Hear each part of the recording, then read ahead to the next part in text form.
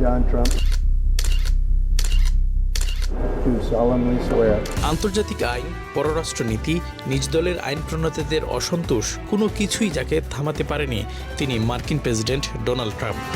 ক্ষমতা গ্রহণের এক বছরে গোটা বিশ্বে একরকম সুনামি বইয়ে দিয়েছেন তিনি। যুক্তরাষ্ট্রের প্রেসিডেন্ট হলেও কার্যত শাসন করছেন গোটা বিশ্ব। আঙ্গুলের ইশারায় নাচিয়েছেন বিশ্ব নেতাদের, ইচ্ছে মতো শুল্কের বোঝা চাপিয়েছেন, ক্ষমতা দেখাতে হামলা চালিয়েছেন একাধিক জায়গায়, কোথাও থামিয়েছেন যুদ্ধ, বিশ্ব নেতাদের ভয় দেখাতে অপহরণ করেছেন ভেনেজুয়েলার প্রেসিডেন্ট নিকোলাস মাদুরোকে।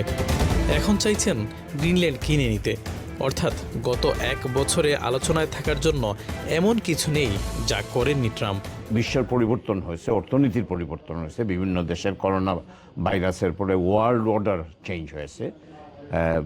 বিশ্বে কিন্তু এখন দুইটা গ্রুপ, একটা হলো যে আমেরিকা, মার্কিন যুক্তরাষ্ট্র, ট্রাম্প কিন্তু ইভেন ইউরোপিয়ান ইউনিয়নকেও তোয়াক্কা করতেছেন না।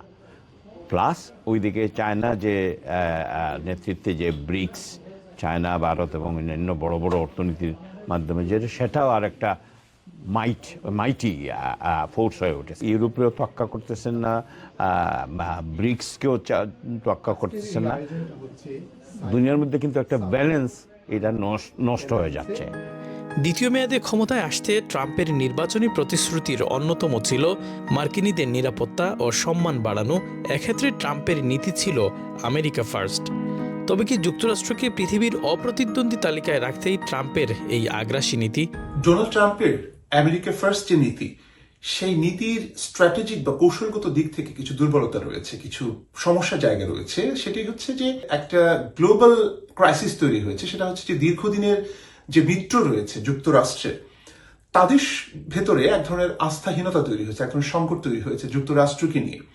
এবং ক্রমাগতভাবে ইউরোপিয়ান ইউনিয়ন থেকে শুরু করে বিভিন্ন দেশের সামরিক ব্যয় বাড়ানোর যে একটা চাপ রয়েছে যুক্তরাষ্ট্রের পক্ষ থেকে, সেটি একটা ট্র্যাডিশনাল যে একটা সম্পর্ক রয়েছে, কূটনৈতিক সম্পর্ক রয়েছে যুক্তরাষ্ট্রের সঙ্গে অন্যান্য দেশের, সেই জায়গাগুলোতে আমার কাছে মনে হয়েছে যে এক ধরনের দূরত্ব তৈরি হচ্ছে, এক ধরনের আস্থাহীনতা তৈরি হচ্ছে, এবং সেটা সারা পৃথিবীর যে ভারসাম্য, ক্ষমতার ভারসাম্য, সেটিকে প্রশ্নবিদ্ধ করছে বলে আমার ধারণা। ট্রাম্পের গ্রিনল্যান্ড দখলের খায়েশ একবিংশ শতাব্দীর সবচেয়ে বড় মাস্টার প্ল্যান। এটি কোনো সাধারণ দ্বীপ নয়, এটি হচ্ছে পৃথিবীর বুকে সবচেয়ে বড় 21 লাখ বর্গ কিলোমিটারের মূল্যবান সাদা সোনার খনি, যার দখল মানে আগামীর পৃথিবীর নিয়ন্ত্রণ নিজের হাতের মুঠোয়। মানচিত্রের দিকে তাকালে দেখা যায় গ্রিনল্যান্ড হচ্ছে আমেরিকা আর রাশিয়ার ঠিক মাঝখানের এক দুর্ভেদ্য প্রাচীর। এখানে থাকা পিটুফিক স্পেস বেজ থেকে খুব সহজেই রাশিয়ার গতিবিধি নজরদারি করা সম্ভব। ডোনাল্ড ট্রাম্প বলেছেন, তার গ্রিনল্যান্ড দখলের দাবির বিরোধিতা করলে তিনি ইউরোপীয় দেশগুলোর ওপর শুল্ক আরোপের হুমকি শতভাগ বাস্তবায়ন করবেন। তবে গ্রিনল্যান্ডের সার্বভৌমত্ব রক্ষায় একজোট হয়েছে ইউরোপের মিত্র দেশগুলো। On Greenland, the right way to approach an issue of this seriousness is through calm discussion between allies. And let's be clear, the security of Greenland matters. And it will matter more as climate change reshapes the Arctic, as sea routes open and strategic competition intensifies. The High North will require greater attention, greater investment, and stronger collective defence. The United States will be central to that effort, and the UK stands ready to contribute fully alongside our allies through NATO. গ্রিনল্যান্ডের প্রতিরক্ষা ব্যবস্থা শক্তিশালী করতে ইউরোপের একাধিক দেশের সেনা মোতায়েন করা হয়েছে সেখানে। জার্মানি 13 সদস্য, ফ্রান্স পাঠিয়েছে 15, সুইডেন 3 জন আর নরওয়ে 2 জন, আর ব্রিটেন পাঠিয়েছে 1 জন সামরিক সদস্য।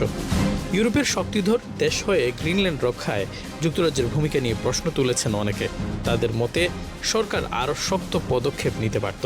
বর্তমান লেবার সরকার ক্ষমতায় আসার পর আমরা দেখতে পাচ্ছি যে সেই সাধারণ মানুষের সেই আশা ভরসা পূরণ হচ্ছে না। অনেক ক্ষেত্রেই সমস্যা সৃষ্টি হয়েছে, বিজ্ঞান অর্থনীতি বলেন, অনেক কিছুতে। সেদিক দিয়ে আমাদের প্রধানমন্ত্রী কেয়ার স্টারমারের অবস্থান খুবই দুর্বল।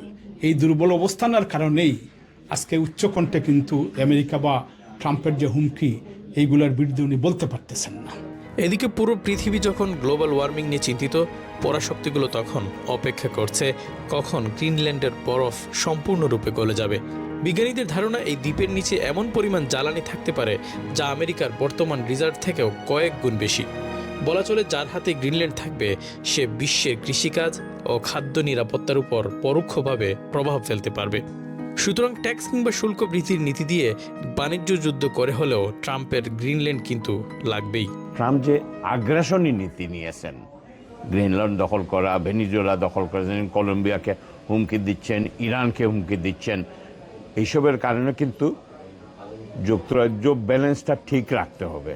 আমার মনে হয় না যে খুব একটা তফাৎ পড়ে, সাময়িক একটা প্রভাব পড়তে পারবে। স্পষ্টতই যুক্তরাজ্যের সঙ্গে যুক্তরাষ্ট্রের আগামী দিনগুলো খুব স্মুথ হবে না, খুব মসৃণ হবে না। যুক্তরাজ্য চীনের দিকে কতটা ঝুঁকবে এবং তাদের সঙ্গে নেগোসিয়েশনটা কিরকম হবে, ট্রেড থেকে শুরু করে অন্যান্য যে বিষয়গুলো রয়েছে, সেটা কিন্তু নির্ভর করছে যে যুক্তরাষ্ট্র যুক্তরাজ্যকে কতটুকু স্পেস দেবে। তো সেই স্পেস দেওয়ার ক্ষেত্রে এবং সারা পৃথিবীতে এখন ডোনাল্ড ট্রাম্প তার যে পররাষ্ট্র নীতি বা কূটনৈতিক সম্পর্ক, সেখানে যে একতরফা অবস্থান নিয়েছেন, সেটিও কতদিন পর্যন্ত যুক্তরাজ্য এন্ডোর্স করে যাবে সেটি নিয়েও কিন্তু যথেষ্ট প্রশ্ন রয়েছে। খুদ ট্রাম্পের দাবি তিনি 6 মাসে 6টি যুদ্ধ শেষ করেছেন এবং এর জন্য শান্তিতে নোবেল পুরস্কারেরও মনোনয়ন চেয়েছেন। তবে ফিলিস্তিন, ভেনেজুয়েলা, ইরান আর গ্রিনল্যান্ড ইস্যুতে তার কূটনৈতিক দক্ষতা নিয়ে নিজ দেশেই প্রশ্ন উঠছে। সম্প্রতি একটি জরিপে দেখা গেছে ট্রাম্পের বিদেশ নীতির প্রতি আমেরিকানদের সমর্থন ঝড়ের গতিতে কমছে। বিদেশ নীতিতে যদি বলেন এবং অর্থনীতিতে যে বলেন, ডোনাল্ড ট্রাম্পের কোনো বন্ধু নেই এখন। ডোনাল্ড ট্রাম্প বহির্বিশ্বে বন্ধুহীন হয়ে পড়েছে, অ্যাকসেপ্ট ইসরায়েল। এবং এই সময়কালে তার দ্বিতীয় মেয়াদে ডোনাল্ড ট্রাম্পের জনপ্রিয়তা এক দোজকে হাবিয়ার মতো অবস্থা। মানুষ, ইমিগ্র্যান্ট পিপল ঘর থেকে বেরোতে ভয় পাচ্ছে। যারা এই দেশের ইমিগ্র্যান্ট নাগরিক তারাও শঙ্কিত, তারা এখন পাসপোর্ট বহন করে রাস্তায় বের হয়। ট্রাম্পের এই গ্রিনল্যান্ড কেনার প্রস্তাবকে অনেকে ঠাট্টা করে উড়িয়ে দিলেও ভূ রাজনৈতিক বিশ্লেষকরা একে দেখছেন এক সুদূর প্রসারী দাবার চাল হিসেবে। চীনের ক্রমবর্ধমান প্রভাব আর রাশিয়ার আর্কটিক দখলের মহাযুদ্ধে ক্রমেই জ্বলছে সাদা বরফের সাম্রাজ্য। এই দ্বীপটি আগামী দিনের বিশ্ব ক্ষমতার এক গোপন চাবিকাঠি। ট্রাম্পকে বিশ্ব যেমন জানে, তাতে এটা দখল না করা পর্যন্ত তিনি শান্ত থাকবেন বলে মনে হচ্ছে না।